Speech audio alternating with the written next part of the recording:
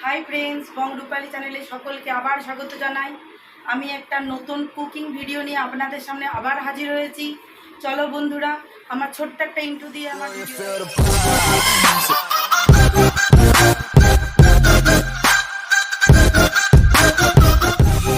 रान्ना हच्छे झिंगे दिये चिंगड़ी माछ दिये एकटा तरकारी बानाबो। तो चलो बंधुरा की की उपकरण लागे देखा जाक। এটা হচ্ছে চিংড়ি মাছ যেটা আগের থেকে আমি ধুয়ে নুন হলুদ মাখিয়ে রেখেছি। এটা হচ্ছে আলু যেটা আমি সেদ্ধ করে আগের থেকে রেখেছি। এটা হচ্ছে ঝিঙে যেটা কেটে রেখেছি। এটা পেঁয়াজ বাটা, এটা আদা বাটা, এটা রসুন বাটা, এটা টমেটো, এটা হচ্ছে কাঁচা লঙ্কা, এটা মিট মশলা, এটা লাল লঙ্কার গুঁড়ো, এটা হলুদ গুঁড়ো, এটা তেজপাতা, এটা লঙ্কার গুঁড়ো, এটা জিরে গুঁড়ো, এটা গোটা জিরে। আর আমি আগের থেকে গরম মশলা ছিঁচে রেখেছি। আমি গ্যাসটা এবার অন করলাম। অন করার পর এবার তেল ঢালছি।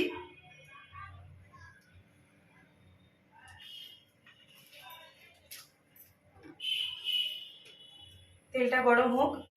এরপর আমি মাছগুলো এক এক করে কড়াইতে দেব।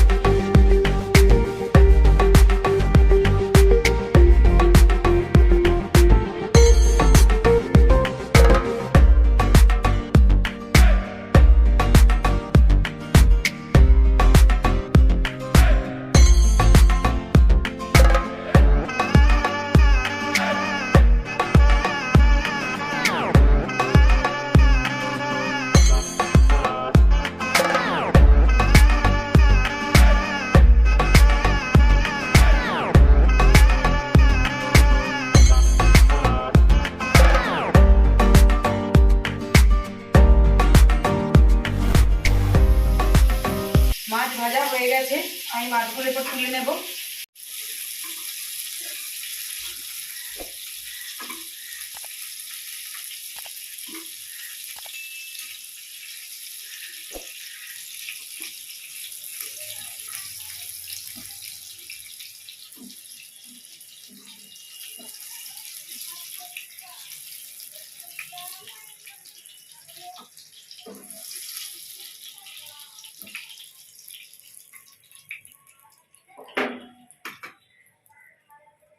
এবার প্রথম আমি যেটা আগের থেকে গরম মশলা থেতো করে রেখেছিলাম, এতে আছে দারচিনি, লবঙ্গ, এলাচ, যেটা আমি তেলে দিয়ে দিলাম। ফার্স্ট তেলে দিলাম।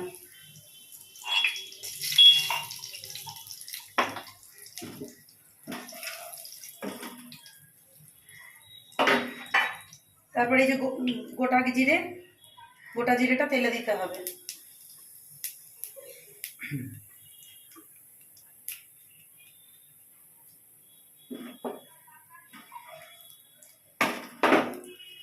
তেজপাতাটা আমি এরম করে ছিঁড়ে কড়াইতে দিয়ে দিলাম।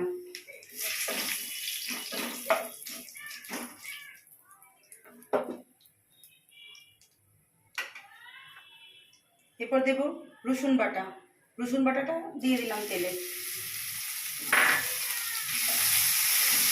আমার গ্যাসের বাতিটা কিন্তু কমানোই আছে, এখন কিন্তু গ্যাসের বাতি বাড়ানো যাবে না, তাতে তেল ছিটকে না আসে, ওই জন্যই বাতিটা আমি কমিয়ে রেখেছি। কারণ বাতিটা বাড়ানো থাকলে তো তেল ছিটকে গায়ে পড়তে পারে, এই জন্য। তারপরে রসুনটা একটু হালকা করে ভাজা হয়ে গেলে এবার আমি দেবো পেঁয়াজ বাটাটা দিয়ে দিলাম তেলে।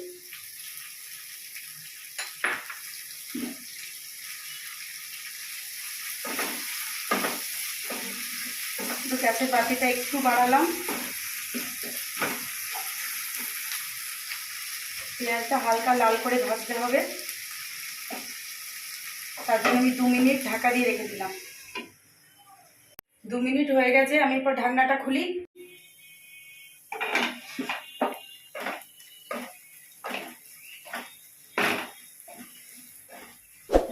পেঁয়াজ আমার হালকা ভাজা হয়ে এসেছে।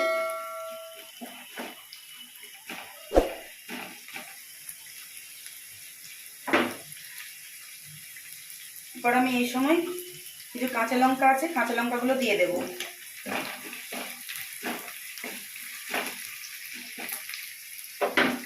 তারপরে যে টমেটোগুলো দিয়ে দেবো।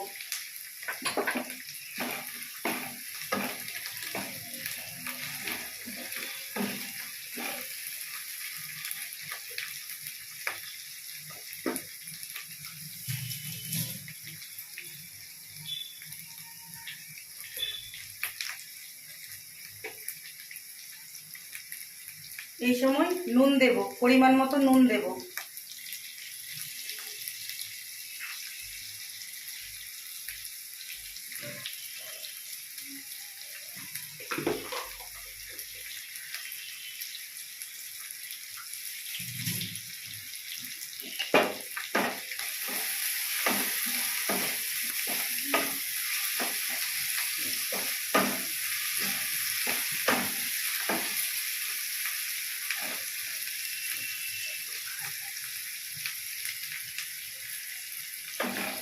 একটু ঢাকা দিয়ে দিলাম, কারণ টমেটোগুলো একটু নরম হতে হবে, তার জন্য একটু 2 মিনিটের জন্য ঢাকা দিয়ে দিলাম।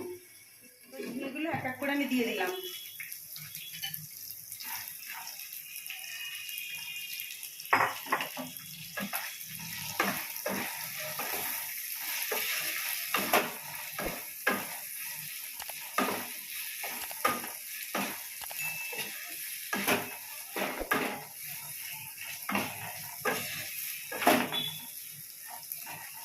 ঝিঙেগুলো দিয়ে একটুখানির জন্য ঢাকা দিয়ে দিতে হবে। ভাজা হয়ে গেছে।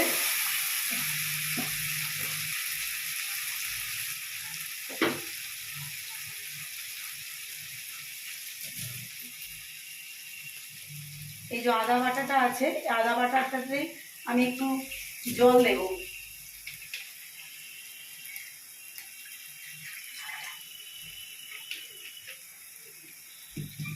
জল দিয়ে এই যে এক এক করে মশলাগুলো আছে সব আমি আদা বাটার সঙ্গে দিয়ে দেবো। তবে চিনিটা আমার আগে দেখানো হয়নি, কারণ সবাই তো আর চিনি খেতে ভালো পছন্দ করে না। আমি একটু তরকারিতে চিনি দিই, তাই আমি চিনিটা দিলাম।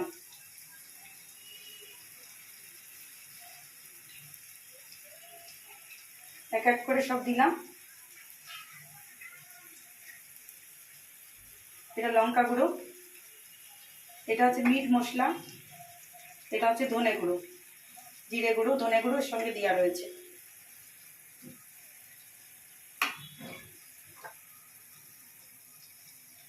এভাবে আমি হাতে করে একটু মেখে নিলাম, দিয়ে মশলাটা এর সঙ্গে দিয়ে দিলাম।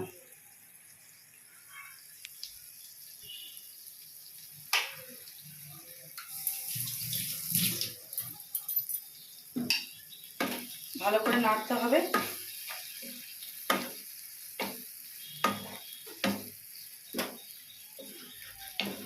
আপনারা যদি কেউ পারেন একটু টমেটো সসও দিতে পারেন। টমেটো যদি না থাকে টমেটো সসও ব্যবহার করতে পারেন। তো আমার তো টমেটো আছে, আমি তাই টমেটোই দিয়েছি।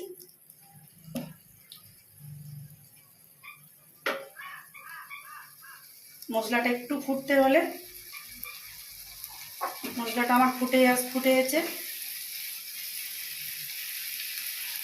এরপর আমি সেদ্ধ করে রাখা আলুগুলো এক এক করে এরপর দিয়ে দিলাম।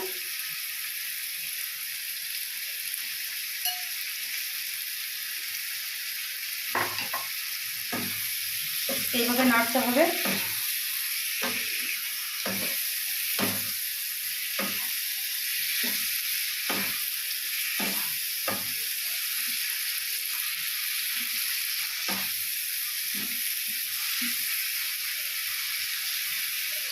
এভাবে নাড়াচাড়া করে চিংড়ি মাছগুলো এক এক করে আমি দিয়ে দেবো।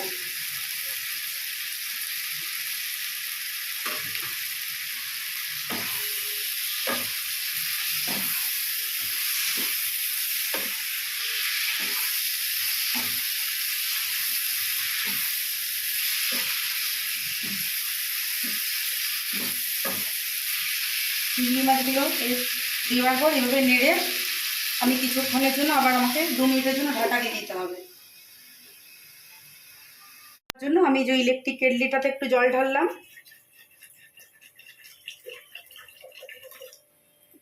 তো তোমরাও, আমি ইলেকট্রিক কেটলিতে করছি, তোমরা এমনিও গরম জল করতে পারো গ্যাসেতে।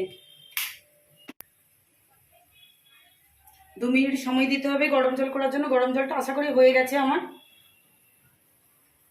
আর একটু একটু শোঁ শোঁ শব্দ হলে আমি তুলে নেব। হ্যাঁ, আমার গরম জল হয়ে গেছে, আমি গ্যাস অফ করলাম।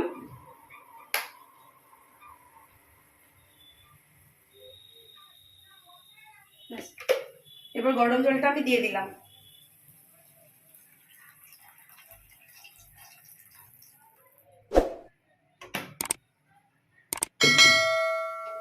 গ্যাসটা এইভাবে বাড়িয়ে দিতে হবে বাতিটা। জলটা কিন্তু পরিমাণ মতো দিতে হবে, খুব বেশি দিলে চলবে না। পরিমাণ মতো জলটা দিতে হবে। জলটা দেওয়ার পর আমি এইভাবে ঢেকে দিলাম।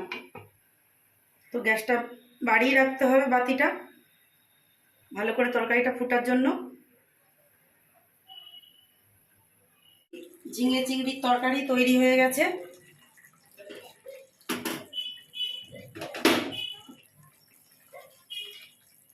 এইরকম একটু হালকা হালকা রস রাখতে হবে, মাখো মাখো রাখতে হবে।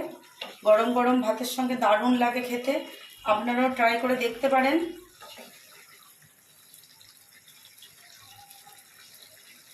এবার আমি আমার নামিয়ে দিলাম, তরকারি নামিয়ে দিলাম।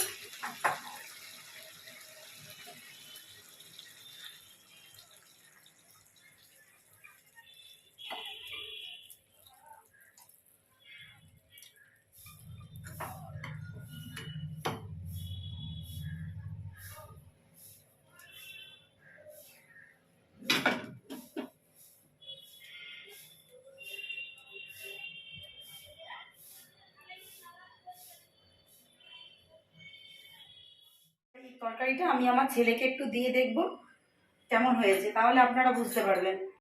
চলো দেখা যাক কিরকম খেতে হচ্ছে।